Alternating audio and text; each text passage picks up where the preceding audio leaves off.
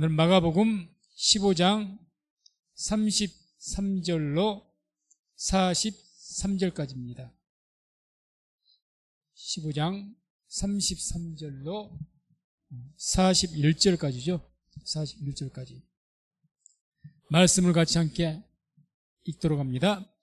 제6시가 되매 온 땅에 어둠이 임하여 제9시까지 계속하더니 제9시에 예수께서 크게 소리 지르시되 엘리 엘리 라마 사박다니 하시니 이를 번역하면 나의 하나님 나의 하나님 어찌하여 나를 버리셨나이까 하는 뜻이라. 곁에 섰던 자 중 어떤 이들이 듣고 가로되 보라 엘리야를 부른다 하고 한 사람이 달려가서 회중에 신 포도주를 머금게 하여 갈대에 꿰어 마시우고 가로되 가만두어라 엘리야가 와서 저를 내려주나 보자 하더라. 예수께서 큰 소리를 지르시고 운명하시다. 이에 성소유장이 위로부터 아래까지 찢어져 둘이 되니라. 예수를 향하여 섰던 백부장이 그렇게 운명하심을 보고 가로되 이 사람은 진실로 하나님의 아들이었도다 하더라. 멀리서 보는 여자들도 있는데 그 중에 막달라 마리아와 또 작은 야고보와 요새의 어머니 마리아와 또 살로메가 있었으니 이들은 예수께서 갈릴리에 계실 때에 쫓아 섬기던 자요 또 이외에도 예수와 함께 예루살렘에 올라온 여자가 많이 있었더라. 아멘. 오늘 말씀의 내용은 예수님께서 십자가에서 고통을 받으시다 죽으시는 그런 내용의 말씀입니다. 먼저 33절 보게 되면 이제 33절 제6시가 되매 온 땅에 어둠이 임하여 제9시까지 계속하더니 해서 온 땅에 어둠이 임한 사건, 캄캄했다는 겁니다.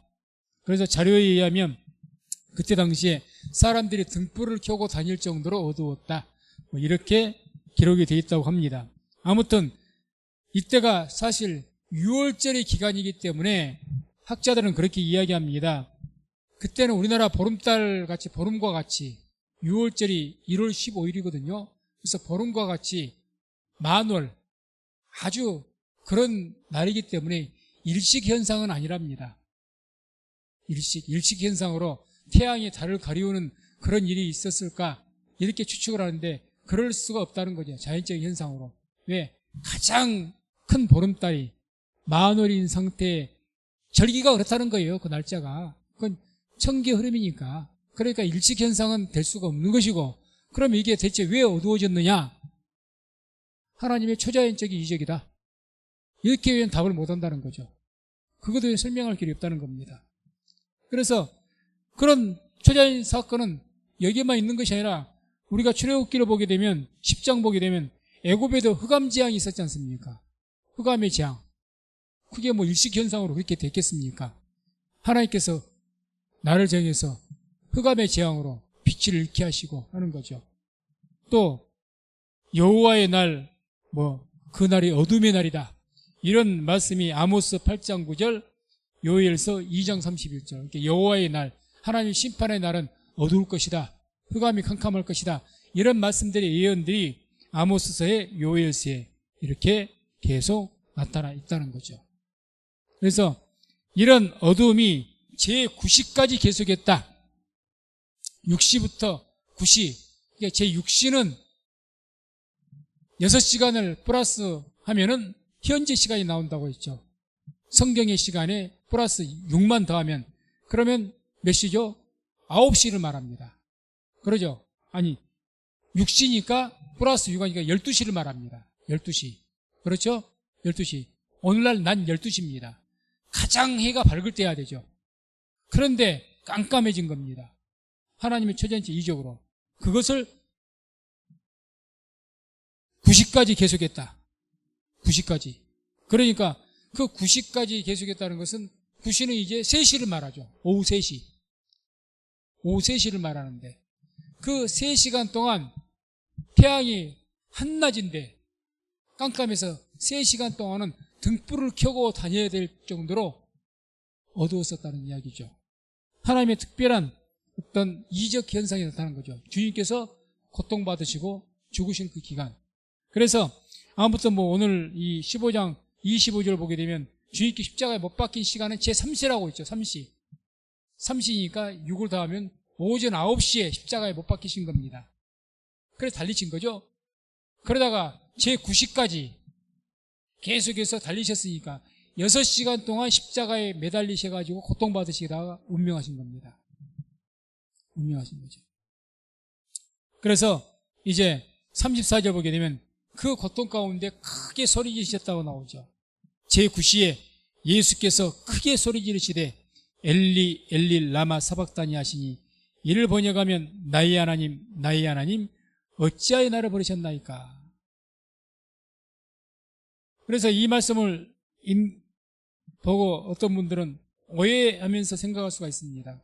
나의 하나님 어찌하여 나를 버리셨나이까 하고 외치셨다. 그게 예수님께서 너무 고통 가운데 하나님 원망하신 것 아닌가. 문자 내용으로 본다면 그러잖아요. 나의 하나님 어찌하여 나를 버리셨나이까. 하나님 앞에 서운한 마음 토로하고 원망 섞인 그런 토로를 하신 것 아니냐. 근데 그렇지 않습니다. 이것은 시편 21편 1절 보게 되면 나오죠. 시편 21편 함께 읽습니다. 내 하나님이여 어찌 나를 버리셨나이까. 어찌 나를 멀리하여 돕지 아니하옵시며 내 실망하는 소리를 듣지 아니하시나이까. 이 시편 22편은 예수님께서 십자가 고통받으시고 죽으시는 그런 내용을 앞으로 메시아가 이런 고통을 받고 죽어갈 것이라는 것을 예언하는 시가 시편 22편입니다. 거기에 나온 이야기예요. 그러니까 일반적으로 유대인들이 이 시편 22편을 암송할 때 어떤 때 암송이냐, 자기가 굉장히 고통스러웠을 때 이 고난의 시편 22편을 암송하면서 이겨낸 겁니다. 이겨낸 거죠. 그러니까 뭐 하나 원망하는 것이 아니라 이걸 암송하고 되새기면서. 그래서 주님도 하나님 원망한 것이 아니라 이 시편 22편 말씀 통해서 이것을 이 시편 22편 누구를 위해서 뭘 위해서 기록된 말씀이라고요? 오실 메시아가 이런 고난을 당할 것이라는 예언을 해주는 내용이 시편 22편의 내용이라는 겁니다. 그럼 이것을 의도적으로 이렇게 고백했을 때는 뭘 의미하는 거야? 주님께서 고난받으시면서 내가 구약 성경에 예언한 하나님께서 말씀하신 그 고난을 받는 그 메시아라는 것을 증거하기 위해서도 하신 겁니다. 증거하기 위해서. 그래서 그런 의미로 주님께서 하신 것으로 보는 것이 맞는 거죠. 자, 다음에 35절 36절 보게 되면 이제 주님께서 그렇게 고통 가운데 이렇게 소리를 지르시니까 곁에 섰던 그 말을 듣고 이제 그들의 반응이 나타나죠. 35절 36절 보면 곁에 섰던 자 중 어떤 이들이 듣고 가로되 보라 엘리야를 부른다 하고 한 사람이 달려가서 해융에 신포도주를 머금게 하여 갈대에 꿰어 마시우고 가로되 가만두어라 엘리야가 와서 저를 내려주나 보자 하더라. 자, 주위에 이제 사람들이 서 있겠죠. 많은 사람들이 서 있죠. 그래서 그들이 하는 말이 35절에 보라 엘리야를 부른다. 주님께서 엘리 라마 사박다니 이렇게 외치시니까 그 엘리야를 부른다는 소리로 잘못 들은 겁니다. 왜냐? 이 엘리 라마는 엘리 라마 사박다니는 당시 아람어입니다. 아람어. 그때 당시에 쓰였던 통용어입니다. 통용어. 아람어. 이 아람어와 흡사한 것이 이제 히브리어인데 아무튼 아람어인데 이 엘리란 그 아람어는 나의 하나님이라는 뜻입니다. 나의 하나님. 그렇게 번역하면 나의 하나님. 라박 사박다니. 그 말은 어찌하여 나를 버리셨나이까. 이런 내용의 뜻이 되는 것이고 엘리는 나의 하나님이라는 뜻이에요. 그런데 그런 말인데 지금 밑에서 누가 듣고 그런 말 하겠습니까? 뭐 로마인들이 많이 있겠죠. 군사들이니까. 군사들. 그런 사람들이 많이 듣고 있다가 엘리라고 부르니까 주변에 듣던 사람들이 엘리야를 부른가 보다. 엘리야에게 도움을 청한가 보다. 이렇게 이야기를 오해를 했다는 거죠. 그래서 36절에 뭐라고 이야기합니까? 그들이 하는 말이 예수 십자가 곁에 서 있던 사람들이, 군중들이 뭐라고 하냐, 가만 두어라, 엘리야가 와서 저를 내려주나 보자. 저가 지금 엘리야를 부른 것 같은데 잘못 들었죠. 지금 잘못 들었는데 엘리야를 부른가 본데, 정말 엘리야가 하늘에서 내려와서 저를 구원해 주는 거 한번 보자. 이런 이야기를 한 거죠. 한마디로 무슨 이야기입니까? 이것은 정말 저 예수가 메시아가 맞나? 정말 제가 메시아여서 하나님께 기도했더니 엘리야가 와서 구해주는 거 보자, 그 말입니다. 한마디로 어떤 이런 그런 기적을 나타내는지 보자. 예수님을 한번 시험해보는 겁니다. 어쩌는가 보자. 시험이 뭐죠? 하나님의 능력이 나타나는가 안 나타나는가 보자. 시험해보는 거죠. 오늘날 성도님도 목사를 시험해볼 수 있죠. 저 목사가 얼마나 능력 있는가 보자. 정말 주의 종인가 아닌가 보자. 그런 의도로 가지고 뭔가를 갖다 요구했다면 그 목사를 시험해보는 거죠. 한번. 저 목사 뭐 신령하다는데 정말 맞아? 당신 한번 나한테 기도 한번 해봐. 병 낫는가 보게. 그런 이야기하고 똑같습니다. 근데 이게 얼마나 큰 죄인지 모릅니다. 특히 주를 시험했을 때. 출애굽기 17장 7절 보게 되면 무리바 이야기 나옵니다. 출애굽기 17장 7절 함께 읽습니다. 그가 그곳 이름을 맛사라 또는 무리바라 불렀으니 이는 이스라엘 자손이 다투었음이요 또는 그들이 여호와를 시험하여 이르기를 여호와께서 우리 중에 계신가 아닌가 하였음이더라. 아니, 시험이 어떤 겁니까? 여호와가 그들 중에 계신가 안 계신가? 그게 누구로 시험한 겁니까? 모세와 아론, 이런 지도자들을. 모세가 하나님의 기적, 하나님의 선지자 아니냐? 그렇게 물을 갖다 달라고 막 원망하면서 한면 당신이 하나님의 종이면 물을 한번 내봐라. 물이 없다. 그래서 그 백성들과 모세와 싸운 거예요. 이 광야로 왜 인도했느냐? 물 줘. 당신 선지자잖아. 기적을 나타내서 나에게 물 좀 줘봐. 나 목말라 죽겠어. 그게 그 뭐라고요? 당신과 하나님이 함께 계신가 안 계신가 한번 내가 보겠다는 겁니다. 당신 모세잖아. 이스라엘의 선지자잖아. 그러면 기적 한번 나타내봐. 물이 없으니. 그게 곧 하나님을 시험한 것이 됐다는 거죠. 오늘날도 그럴 수 있죠. 얼마든지. 당신 목사잖아. 당신 기도해도 뭐 응답 안 되대. 이건요, 하나님을 시험하는 것과 같습니다. 하나님이 당신과 관계, 한 개인 관계 내가 보겠어. 하나님의 기적은요, 필요에 따라 임합니다. 우리 요구에 따라 임하신 것이 아닙니다. 하나님의 표적은 바리새인들과 사두개인들이 우리에게 표적을 보여달라 그랬거든요. 성경에 보면 표적 보여달라. 그럼 인정하겠다. 내가 너에게 보일 표적은 요나의 표적밖에 없느니라 그랬거든요. 요나의 표적. 요나가 물고기 뱃속에서 3일간 있다가 사흘 만에 나타난 것처럼 내가 사흘 만에 부활할 것을 미리 말씀하신 거예요. 요나의 표적밖에 없다. 그러나 누구에게는 표적을 구하지 않는 사람들에게 표적을 나타냈습니다. 필요하기 때문에 병자를 고치는 것, 그 병자에게는 얼마나 필요한 일입니까? 귀신에게 사로잡혀 있는 자들 귀신을 쫓아내주고 그런 기적이 얼마나 필요합니까? 오병이의 기적, 예수께서 구약에 성경된 만나러 오신 예수님, 그 예수님을 증거하기 위해서 예수님이 메시아이신 것을 나타내기 위해서 표적으로 보이신 겁니다. 다시 말해서 표적과 이적은 하나님께서 필요에 의해서 행하시는 것이지 하나님의 뜻대로 우리가 해달란다고 한번 보고 싶어 그럼 내가 잘 믿을게 하나님이 시험하는 겁니다. 지금 그 이야기가 그 이야기잖아요. 한번 가만 놔둬봐.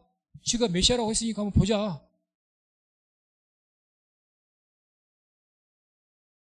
우리는 흔히 그런 소리 들을 수가 있기 때문에 그럽니다. 들을 수가 있기 때문에. 아예 하나님 모르는 사람들이 아니 하나님 한번 보여봐. 보여줘봐. 능력 나타낸다 그러면 믿어볼게. 안 믿으니까 그럴 수 있다 그래요. 모르니까 하나님을. 그런데 교회 안에서 교회를 다니고 하나님 믿는다고 하는 사람들이 이런 이야기를 한다면 그건 하나님 앞에 큰 죄악입니다. 하나님을 시험하는 죄입니다. 적은 죄 아닙니다. 기적을 요구할 때는 필요에 의해서, 그리고 그 기적을 일으키는 결정권은, 우리가 기도는 하나님 병 고쳐주세요, 어떤 기적을 통해서. 그런 것을 기도할 때는 결정권은 하나님에게 있습니다. 내게 있는 게 아니에요. 하나님께서 필요에 따라 허락하실 수도 있고 안 하실 수도 있는 겁니다. 다시 말해서 하나님이 우리의 종 아니에요. 하나님이 내가 이거 해주시오 그러면 이거 해주고, 저거 해주시오 그러면 하나님 우리 뭐 종입니까? 내 맘대로 하라 그러면 하나님 내가 시키는 대로 다 하시게? 큰일 날 소리 아닙니까? 기도는 하라고 하셨지만 그 기도를 들으시고 결제할 결제권은 하나님께 있다는 거죠. 그런 하나님 앞에 우리가 한번 해봐, 내가 그럼 믿을게, 이런 뒤에 말, 하나님을 크게 하나님 앞에 큰 죄를 짓는 겁니다. 여호와의 이름을 망령되이 일컫지 말라고 했죠. 망령되이 일컫는 죄와 똑같은 겁니다. 예수 믿는데 너 한번 내려와봐, 내가 믿을게. 당신이 메시아라고 하나님이 함께 하시겠네? 마귀가 시험했잖아요, 광야에서 예수님을. 한번 높이도 뛰어내려봐. 이 돌덩이를 가지고 떡을 한번 만들어 먹어서 먹어봐. 마귀가 시험한 거고 뭐가 틀립니까? 그걸 결코 적은 죄로 여기면 안 됩니다. 우리 하나님 앞에서 기적을 요구할 때가 있습니다. 하나님, 정말 내가 이거 세상에서 못 고칠 병이라고 하니까 주님 이 병 좀 고쳐주세요. 필요에 따라서 간절하게 우리 그렇게 하라고 하셨으니까. 그런데 하나님이 한번 병을 고쳐주면, 내가 그런 기적을 보면 잘 믿겠다. 잘 믿지도 못하지만 표적을 봐서 믿는 것이 아니라니까요. 성경을 봐도 예수님의 그 많은 표적 보고 믿는 사람이 과연 얼마나 있었습니까? 다 예수의 십자가에 못 박자고 있죠. 다 봤던 사람들 아닙니까?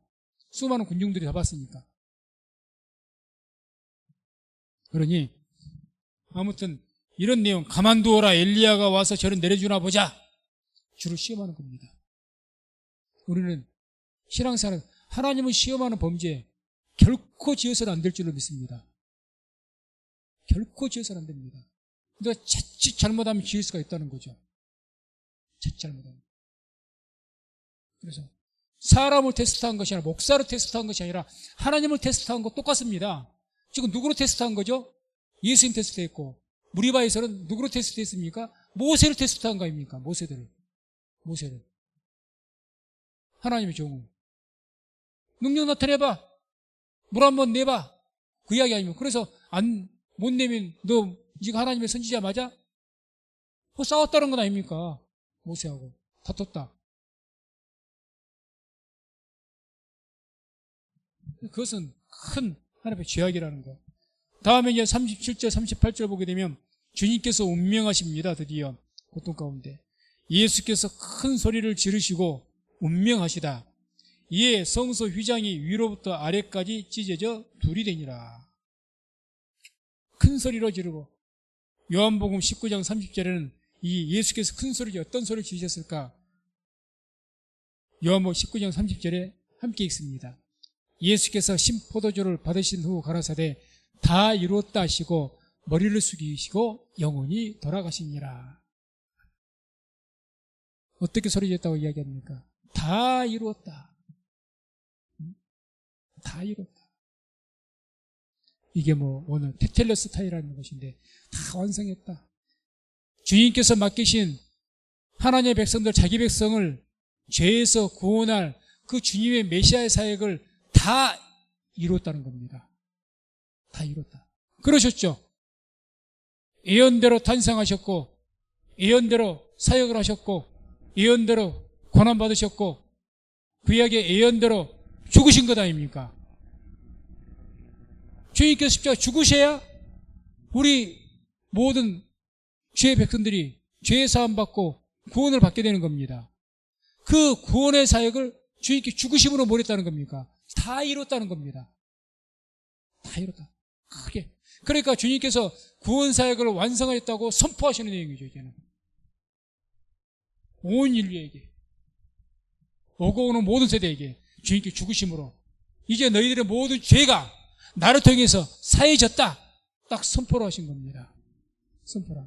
그렇게 크게 소리를 지르신 거죠. 그리고 주님께서 이제 운명을 하십니다. 그래서 그 운명했던 내용도 마태복음 27장 50절 보게 되면 예수께서 다시 크게 소리 지르시고 영원히 떠나시다. 이렇게 영원히 떠나셨다. 운명하셨다. 뭐 죽으셨다. 이런 내용들이 다 이렇게 성경에 기록되어 나오는데 뭐 조금 문법적인 내용을 말하면 이게 이제 능동태라고 합니다. 죽으신 것이 죽임을 당하신 것이 아니라 수동태라는 것은 내가 누구에게 당하는 거예요. 당하는 것. 근데 죽임을 당하는 것을 문법적으로 수동태 그럽니다. 내가 죽으려고 죽은 것이 아니고 죽을 수밖에 없어요. 뭔가 다른 것에 의해서 내가 죽었어. 병에 의해서 죽임을 당했어. 차 사고로 인해서 죽임을 당했어. 그럼 내가 그렇게 하려는 것이 아니라 다른 것에 의해서 내가 죽었단 말입니다. 어쩔 수 없이. 그런 죽음은 문법적으로 수동태를 사용하죠. 그래서 죽었다 표현해 죽임을 당했다 이렇게 표현되어야 됩니다. 그런데 죽었다 이 말은 능동태라고 해서 내가 죽음을 선택해서 하는 겁니다. 자, 정리해서 다 이렇게 주님께 죽으셨다, 운명하셨다, 영원히 떠나셨다 이런 말씀들이 좀 다양하게 표현되는데 운명하셨다, 영원히 떠나셨다, 죽으셨다 이런 표현 그런 내용들이 여러 가지 나오는데 전부 다 어떻게 되느냐 문법적으로 능동태입니다. 수동태가 아니라는 거죠. 그럼 뭘로 이야기하느냐? 주님께서 죽임을 당하신 것이 아니라 주님께서 스스로 생명을 하나님께 드리신 겁니다. 스스로 죽으신 거예요. 왜? 우리의 죄를 위해서 죽으신 줄로 믿습니다. 스스로 선택하신 거라는 거죠. 스스로. 안 죽기 싫은데 어쩔 수 없이 힘에 의해서 내가 죽을 수밖에 없어. 이게 아니라는 거죠. 얼마든지 거부하실 능력이 있습니다. 얼마든지 이 죽음을 거부할 수가 있죠. 하나님 주님에게는. 그런데 스스로 선택해서 죽으신 거죠. 죽으신 거. 그걸 우리가 볼 수가 있다는 겁니다. 그렇게 주님께서 죽임을 스스로 선택해서 우리를 위해서 죽으시니 그로 인해서 어떤 현상이 나타납니까? 38절에 성소 휘장이 위로부터 아래까지 찢어졌다고 나옵니다. 둘로 나뉘었다. 성소 휘장.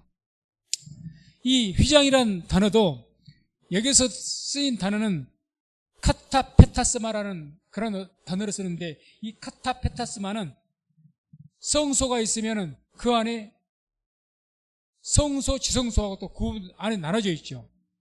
그래서 이 성소 안에 그 한 자그마한 큰 성전이 있고 그 성전 안에가 성소가 있는데 그 성소 그 안에가 또 반으로 나뉘어져 갖고 성소, 지성소로 나뉘어졌어요. 기억나십니까? 그래서 성소에는 분향단, 떡상, 등대가 있었고 거기 휘장 뒤에는 뭐가 있습니까? 언약궤가 있었죠. 법궤가. 이렇게 법궤와 그 앞에 가로막는 것을 여기서 말한 휘장. 다시 말해서 이 원어적으로 카타페타스마가 바로 지성소 앞에 있는 휘장을 말하는 것이고 그 다음에 그런 바깥에 있는 휘장은 뭐냐? 뜰하고 성소하고 이렇게 박혀 있는 건물, 성소 맨 앞에 있는 박혀 있는 그 휘장은 뭐냐? 그것을 뭐라고 이야기하냐? 원어가 달라요. 성경은 칼리마라고 합니다. 칼리마. 그러니까 다시 말해서 여기에서 휘장이 둘로 나눠졌다고 하는데 어떤 휘장이 두 개가 있었다는 거죠. 성전이 있고 동문으로 들어갑니다. 그 동문으로 쭉 들어가면 번제단이 있고 번제단 지나면 물두멍이 있고 물두멍이 지나가면 성소가 있는데 이 성소가 네모로 자그마하게 있는데 이 네모가 반으로 딱 쪼개졌어요. 그래서 이 성소의 처음 문 들어가는 것이 바로 칼리마. 거기에 들어가면 앞에 분향단이 보이고 떡상이 보이고 등대가 보이고 그래서 분향단 뒤를 딱 들어가서 그 벗긴 쪽으로 들어가려면 또 휘장이 또 하나 있다는 거예요. 그 휘장이 지금의 휘장 카타페타스마라는 겁니다. 이 휘장이 둘로 쫙 찢어진 거예요. 저절로. 이게 뭘 의미하느냐? 이게 이제 히브리서 10장 19절 20절에서 이렇게 말씀합니다. 함께 말씀을 읽습니다. 그러므로 형제들아, 우리가 예수의 피를 힘입어 성소에 들어갈 담력을 얻었나니 그 길은 우리를 위하여 휘장 가운데로 열어놓으신 새롭고 산 길이요 휘장은 곧 저의 육체니라. 아멘. 그 길은 우리를 위하여 휘장 가운데, 지금 여기 휘장을 말하죠. 카타페타스마. 휘장 가운데로 열어서 찢어서 열어놓으신 새롭고 산 길이다. 이 휘장은 뭐라고요? 저의 육체니라. 예수님의 육체가 찢어지심으로, 죽으심으로 휘장이 찢어졌고, 그 휘장이 찢어짐으로 옛날에는 이 법궤 앞으로 들어가기 위해서 누구만 들어갔습니까? 아무나 못 들어갔습니다. 대제사장만, 그것도 1년 한 번, 대속죄일 날 한 번밖에 못 들어갑니다. 이게 이제는 이거 찢어짐을 통해서 대제사장만 아니라 누구든지 들어갈 수 있는, 하나님께로 나아갈 수 있는 길을 열어두셨다는 이야기죠. 즉 그 이야기란 겁니다. 휘장이 찢어진 사건은 하나님 앞에서 이렇게 휘장이 딱 맞춰서 옛날 대제사장이 하나님 율법대로 1년에 한 번 정확하게 그때만, 그것도 대제사장 한 명만 딱 들어갈 수 있었던 것인데, 이제는 이 휘장이 찢어짐으로 누구든지, 그래서 우리가 왕 같은 제사장이라고 표현한 것도 바로 그 말입니다. 옛날에 제사장만이 법궤로 나갈 수가 있어요. 하나님께로 나갈 수가 있습니다. 그런데 이제는 누구든지 이 휘장이 딱 찢어져서 예수께서 죽으심으로 휘장이 찢어져서 누구든지 제사장과 같은 권위를 가지고 권세를 가지고 주의 앞으로 나갈 수가 있다는 겁니다. 하나님 앞에 나가서 예배를 드리고 기도하고 이렇게 할 수 있는 길이 열렸다는 이야기죠. 그걸 지금 이야기하는 겁니다. 그래서 주님께서는 이 땅에 오신 미랄과 같은 분이었습니다. 미랄. 예수님께서 요한복음 12장 23절 24절에 이렇게 말씀을 합니다. 함께 읽습니다. 예수께서 대답하여 가라사대 인자의 영광을 얻을 때가 왔도다. 내가 진실로 진실로 너희에게 이르노니 한 알의 밀이 땅에 떨어져 죽지 아니하면 한 알 그대로 있고 죽으면 많은 열매를 맺느니라. 아멘. 자, 인자의 영광을 얻을 때가 언제입니까? 예수님께서 죽으실 때가 왔다는 거죠. 주님께서 십자가 죽으실 때가 왔다, 그 말입니다. 그래서 주님께 죽어야 하나의 밀 땅에 떨어져서 죽지 아니하면 하나를 그대로 있고 죽으면 많은 열매 맺는다. 예수께서 죽으심으로 많은 백성들이 이제 예수의 이름으로 그 찢어진 휘장 새롭고 산 길로 오직 내가 곧 길이요 진리요 생명이라고 말씀하신 것처럼 주님께로 나아가는 길이 예수님을 통해서 열리게 된 것입니다. 열리게 된 거죠. 그래서 이것이 복음이라는 거예요. 구약적으로 말하면 하나님께로 나가는 길 아무나 못 나갑니다. 제사도 내가 직접 못 드립니다. 다 제사장들이 집례를 해줘야 돼요. 백성이 직접 제사를 못 드립니다. 그랬잖아요. 이제는 그 제사가 예배라면 직접 예배도 못 드려요. 지금 어떻게 됩니까?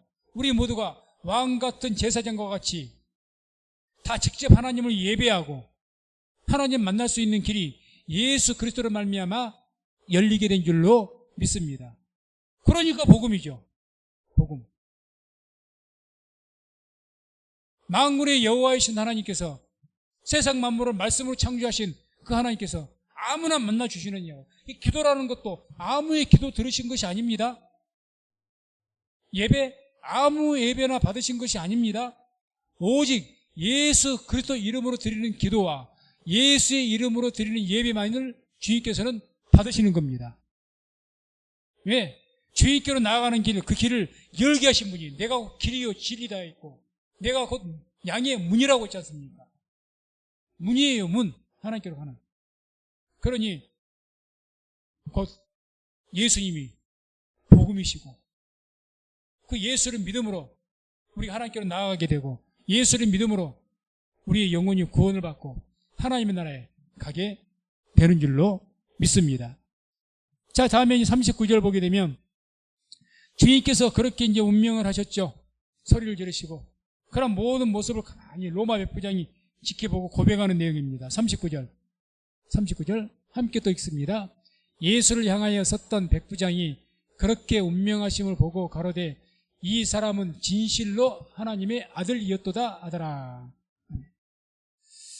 참, 로마 백부장. 이 백부장이 어떤 백부장이었을까? 좀 더 상세하게 설명한 부분이 마태복음 27장 54절에 이렇게 나옵니다. 함께 읽습니다. 백부장과 및 함께 예수를 지키던 자들이 지진과 그 되는 일들을 보고 심히 두려워하여 가로되 이는 진실로 하나님의 아들이었도다 하더라 하는 말씀이 나오죠. 자, 여기서 보면 백부장과 및 함께 예수를 지키던 자들이, 이렇게 이 백부장이 어떤 백부장이었다는 겁니까? 예수님을 십자가형을 집행하고 감독하는 그 로마 백부장이니까 장교 아닙니까? 장교. 그 책임자였다는 거죠. 로마 군사 백부장 책임자. 뭘 했던 책임자? 예수님이 십자가형을 집행했던 책임자. 그 자였던 거예요. 그 사람이 이제 가만히 보고 지금까지 이 로마의 백부장도 직접 보지는 못했지는 모르지만 많은 사람들에게 예수님이 행하신 기적들을 들었을 겁니다.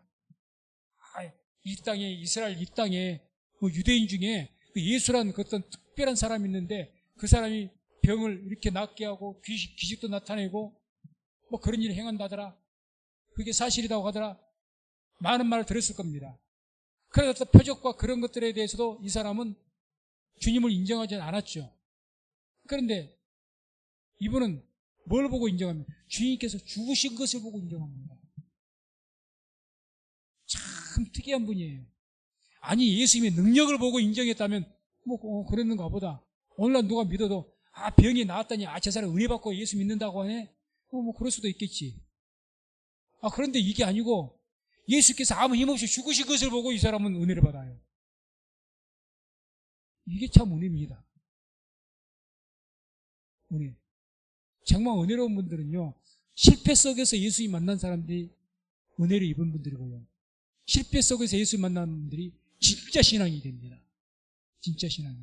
가만히 한번 생각해 보세요. 내가 뭐라게 잘 되더라. 하나님 도우신 것 같네? 그러면 외형적으로 잘 믿어요. 근데 그런 사람들은 대부분이 다음에 어려움 만나면 실족합니다. 실족해요.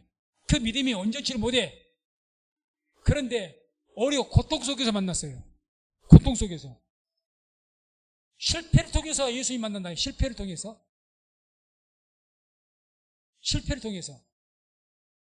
건강할 때는 예수님 안 만나고 자기만 살 때 병 들고 죽어가게 되니까 주님 영접하고 돌아가시는 분들이 계시거든요.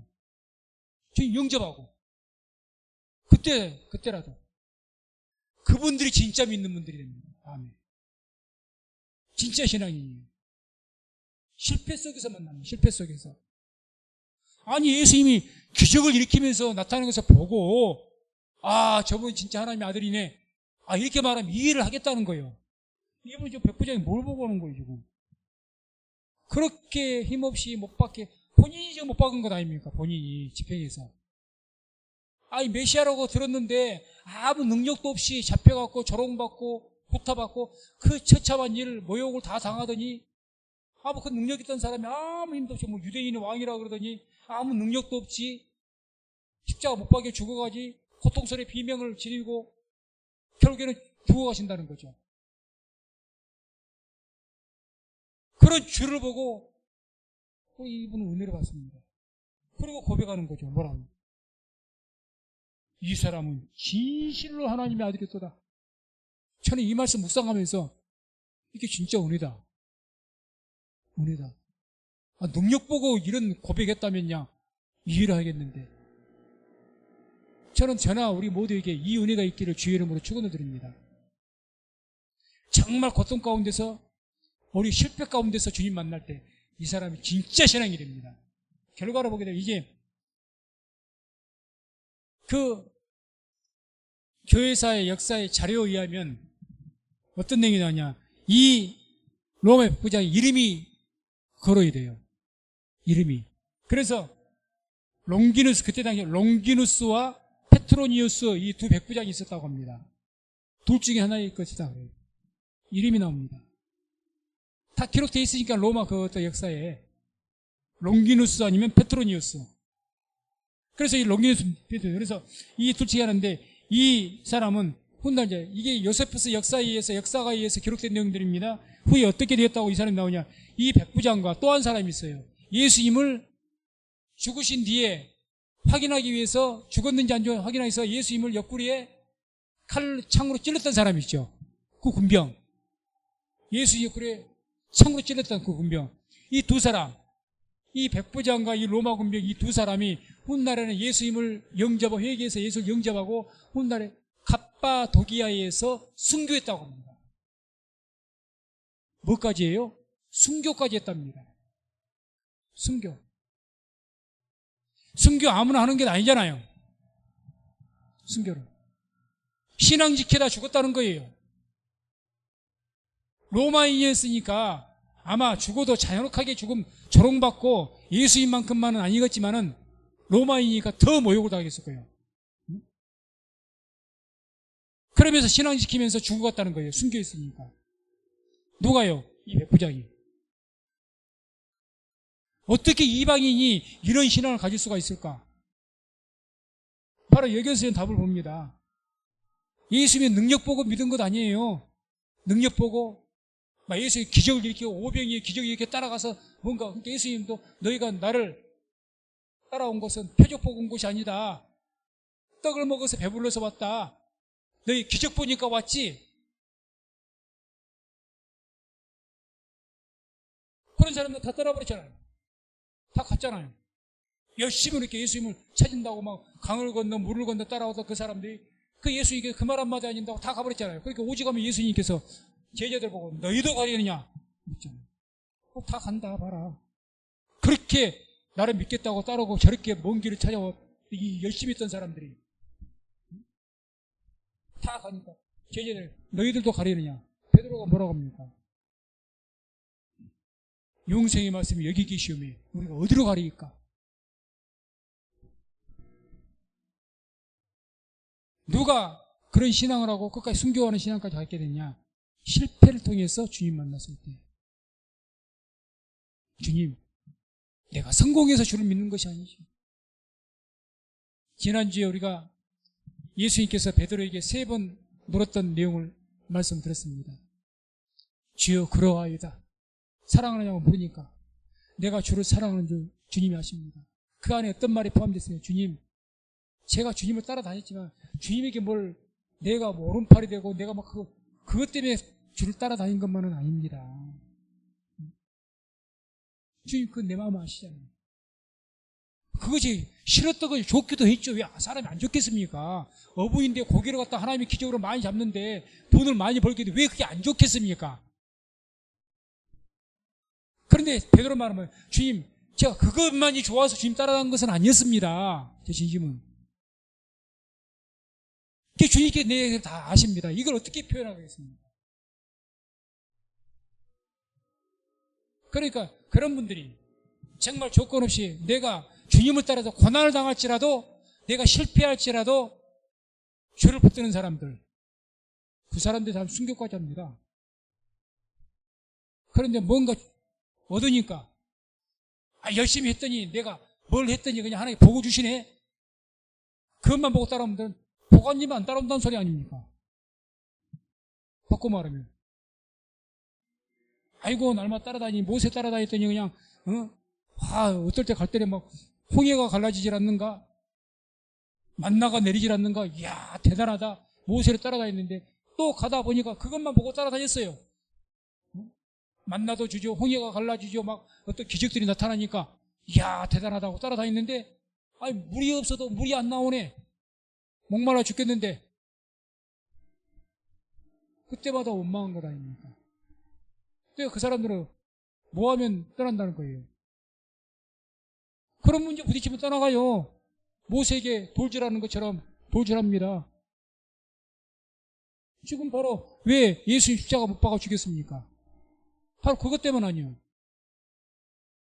당장 내려와라. 내가 믿을게. 기적 일으켜봐. 그럼 내가 너 따라다닐게. 다 그것 때문이죠. 그런데 백부장은 그게 아니라는 거.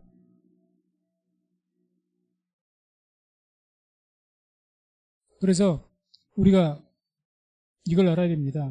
복음은 검이 아닌 십자가를 통해서 선포됩니다. 이 말씀을 잘 묵상하십시오. 복음은 검, 어떤 능력과 이런 것들 통해서 선포되는 것이 아니라 십자가 희생을 통해서 선포가 됩니다. 복음은. 그래서 주님께서 베드로가 검 들고 서쳤을 때 검을 집어넣어라. 검으로 흥한 자는 검으로 망할 것이다. 주님께서 검 이상의 큰 능력을 가지고 계신 분이에요. 그것으로 주님께서는 복음 선포 안 하셨습니다. 기적을 가지고 복음 선포 안 하셨습니다. 십자가에서 죽으심으로 복음을 선포하신 줄로 믿습니다. 그래서 수천 년이 지난 오늘날까지도 우리에게 주님의 그 죽으심이 우리에게 감동을 주는 거죠. 한때 센세이션을 일으키고 놀라운 기적을 행하여서 능력만을 일으켰다면 그 시대에 끝났을 겁니다. 그 시대에. 그 표적을 보고 기적을 봤던 그 시대에 끝났어요. 예수님은. 복음은. 근데 그것이 아니고 왜 지금은 그런 표적이 안 나타나니까? 예수님이 안 계시니까. 이미 오래전 수천 년이 끝났죠. 복음은. 근데 주님께서 검으로 그 능력으로 복음을 선포하신 것이 아니라 죽으심으로 능력이 있음에도 불구하고 죽으심으로 그 십자가로 죽으셨기 때문에 지금 2000년 아니 주님 오신 그날까지 영원토록 우리에게 복음이 계속 선포되고 있는 거예요. 그래서 우리가 흔히 말하기를 십자가 복음이라고 하는 거예요. 십자가 복음. 십자가의 복음. 그래서 복음은 검이 아니라 능력이나 이런 것이 아니라 십자가로 통해서 선포가 된다는 거예요. 십자가를 통해서. 우리가 전도를 해도 마찬가지죠. 전도를 해도 내가 예수를 믿어서 복 받는 것보다 그걸 보고 어떤 사람이 당신 교회 다니더니 복 받았네 하고 전도가 되고 따라왔어요. 그 사람들은 같이 다니다가 은혜가 안 되고 복이 안 되면 떠나갑니다. 못 보고 왔어요. 복 받는 거 보고 왔는데 나는 복을 안 주네. 나는 관계가 없는가 봐 하고 가버려요. 뭘 보고 오는 사람이 끝까지 같은 신앙 가지고 나갑니까?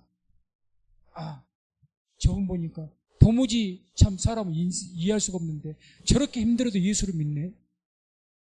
저 가운데서도 예수님 무시하네. 어떻게 올바로 살려고 저렇게 하네. 이런 부분에 대해서 감동을 받으면요, 그 사람은 진짜 신앙인이 됩니다. 따라와서. 무슨 말인지 이해하시겠습니까? 복음은요, 절대 검을 통해서 선포 안 됩니다. 십자가 희생을 통해 선포되지. 그러니까 오늘 우리가 전도하는 것도 우리의 삶을 통해서 선포가 돼야 되죠. 삶을 통해서. 성도의 삶을 통해서. 그래서 주님이 우리에게 빛과 소금이 되라고 하신 것 아닙니까? 빛과 소금이 되라. 빛은 어떻게 빛이 납니까? 자기 몸을 태워야 빛이 납니다. 소금은 자기 몸을 녹여야 녹아져서 바다를 부패하지 않게 합니다. 자기를 희생시켜야 빛을 발하고 나를 녹여야 세상을 썩지 않게 하는 거예요. 희생이 복음을 선포하지. 내가 잘 사니까 복음이 선포되고? 아니요. 우리 시기심만 일으킵니다. 많은 사람들이 잘못되게 알고 있죠. 교회도 커야 복음이 잘 선포되지. 아니요. 안 그럽니다. 지금 교회가 커서 그렇게 복음이 잘 전파됩니까? 얼마나 지금 욕을 먹고 있는데. 교회가 힘이 없어서 지금 그런가요? 돈이 없어서 그런가요? 어느 때보다 교회가 강한 때입니다. 정치계도 흔들어버릴 정도로. 이 세상 정부를 갖다 흔들어버릴 정도로 힘을 가지고 있어요. 그럼 지금 감동받고 많은 사람들에게 전도가 돌아오고 그렇게 됩니까? 전혀 그게 아니잖아요. 우리가 아는 것처럼. 기독교인들 신뢰도가 기독교 정기도가 14점 몇 프로밖에 안 돼요. 원불교가 뭐 20 몇 프로, 불교가 30 몇 프로 그런답니다. 우리가 조롱하는 우상, 거기가 우리가 배가 높아요. 신뢰도가. 국민들이. 할 말 다 한 것 아닙니까? 왜? 복음을 잘못 알고 있으니까. 뭐 내가 복을 받아 잘 살아야 복음이 선포된다고요. 아니라는 거죠. 그러니 우리가 정말 나를 통해서 복음이 전파되는 정말 내가 희생적인 삶을 살아갔을 때 하나님의 미래과 같이 정말 이름도 없이 빛도 없이 이렇게 살아갔을 때 인내도 어려움도 견디면서 누가 봤을 때, 저 상황에서도 예수를 믿는다고 믿네? 저 상황에서도 예배를 드리네? 뭐 저 상황에서도 기도한다고? 그럼에도 불구하고 그런 사람을 봤을 때 다른 사람들은 감동을 받는 거예요. 지금 이 백부장이 그 감동을 받은 겁니다. 주님 보고. 저분이 메시아라고 알았는데. 분명히 큰 능력도 일으켰던 것 같은데.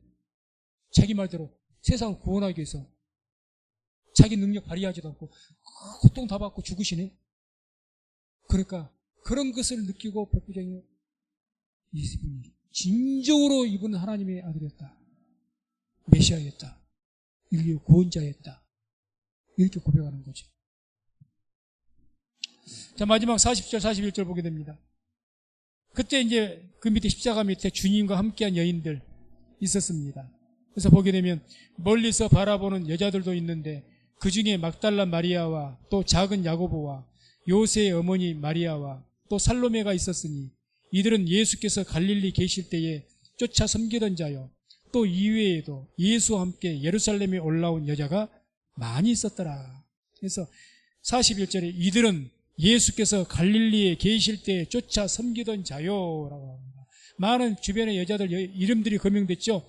여자 많이 있어. 막달라도 있었고 여자 많은 분들이 있었는데 지금도 뭐 우리나라도 성도님들 여자분들이 더 많은 것처럼 당시에도 예수님 따르는 분들이 여자분들이 많았던 것 같아요.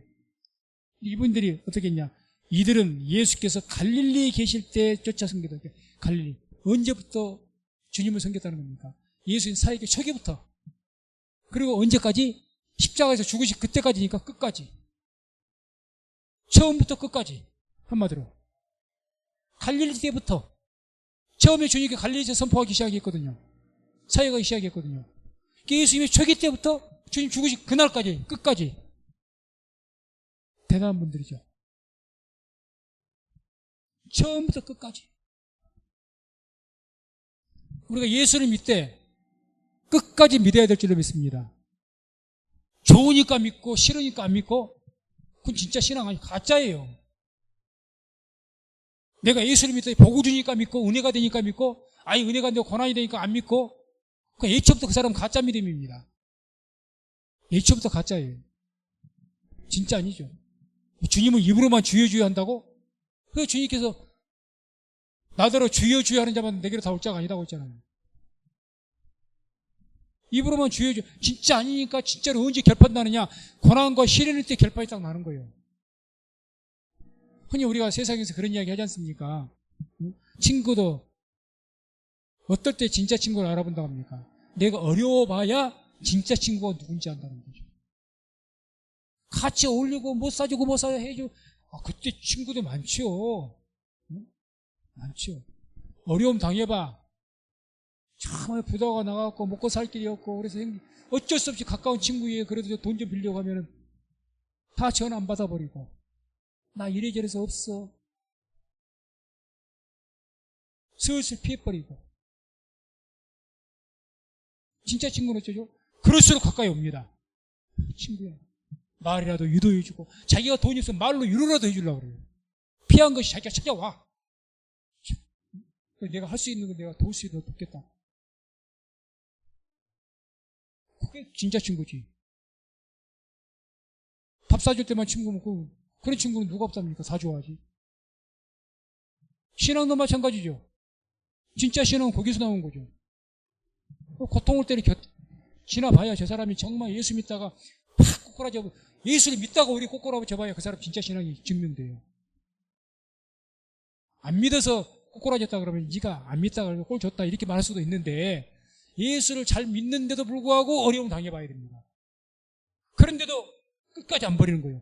그러면 그때 주님께서 옳다 하신 거예요. 우리에게 시험을 한번 해보시고 저희가 우리 시험을 해보시거든요. 시험해보시고 그리고 옳다 인정이 되면 우리가 승리의 면류관을 얻게 될 줄을 믿습니다. 끝까지. 그래서 에베소 6장 24절에 우리 주 예수 그리스도를 변함없이 사랑하는 모든 자에게 은혜가 있을지어다. 우리 주 예수 그리스도를 어떻게 해요? 변함없이 사랑하는 자에게. 변함없이. 변하지 않아야 되죠. 말씀했습니다. 주님께서 죽으심으로 오히려 백부장은 진실로 이분은 하나님의 아들이셨다고 고백을 했습니다. 우리도 주님 만날 때 이 로마인 백부장과 같이 그런 어떤 오히려 십자가를 보고 예수를 깨닫게 되고 복음이 볼 수 있는 은혜가 있기를 바랍니다. 그 십자가를 통해서 만나야 돼요. 그래서 우리 모두가 오히려 이 백부장과 같이 예수의 죽으심을 통해서 십자가를 통해서 복음을 깨닫고 그 복음을 끝까지 믿으면서 살아갈 수 있는 저와 우리 모든 성도님 되시기를 주의 이름으로 축원을 드립니다.